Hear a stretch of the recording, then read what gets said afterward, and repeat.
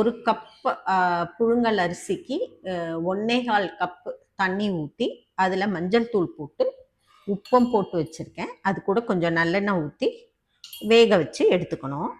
சாதம் வெந்து வந்துருச்சு. குக்கரில் இருந்த சாதத்தை நான் வேறு ஒரு பாத்திரத்தில் ஷிஃப்ட் பண்ணிட்டேங்க. இப்போ இதில் கொஞ்சம் நல்லெண்ணெய் போட்டுக்கணும். காயில் எண்ணெய் போட்டுக்கோங்க. கொஞ்சம் எண்ணெய் தாராளமாக தான் போடணும். எண்ணெய் காஞ்சிருச்சு. கருவேப்பிலை போட்டுக்கோங்க. காஞ்ச மிளகா, சின்ன மிளகா ஒன்று போட்டுக்கோங்க. இந்த கரைச்சி வச்ச புளியை இதில் ஊற்றிடணும். இந்த புளி கரைசலில் கொஞ்சம் மஞ்சள் தூள் சேர்த்துக்கோங்க. புளி தண்ணி கொதித்து வற்றி இந்த ஸ்டேஜ் வரும்போது அடுப்பை ஆஃப் பண்ணிடுங்க. இதுக்கு மேலே வற்ற விடாதீங்க. காய்ச்சல் ரெடி ஆயிடுச்சு. இண்டக்ஷன் ஸ்டவ்வில் தாளிக்கலாங்க. கரண்டி வச்சு இந்த கரண்டியில் கொஞ்சம் ஆயில் போட்டு வச்சுருக்கேன். இதில் எண்ணெய் சூடான உடனே கடலைப்பருப்பு போட்டுக்கணுங்க. கடலைப்பருப்பு கொஞ்சம் பொரிஞ்சு வர நேரம் கடுகு உளுந்து சேர்த்துக்கோங்க. அதோட பெருங்காயம் கொஞ்சம் சேர்த்துக்கோங்க.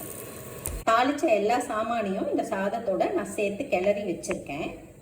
கரண்டியில் திருப்பியும் எண்ணெய் கொஞ்சம் போட்டு சூடு பண்ணி அது கூட காஞ்ச மிளகாய் போட்டிருக்கேங்க. கொஞ்சம் வெந்தயம், சீரகம் இதையும் சேர்த்துடலாம்.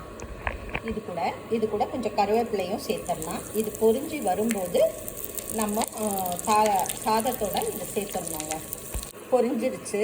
இப்போ இதை சாதத்தோடு சேர்த்துருவோங்க. இதில் இந்த புளிக்காய்ச்சலை கொஞ்சம் சேர்த்துப்போங்க. சேர்த்து கிளறிடுவோம்.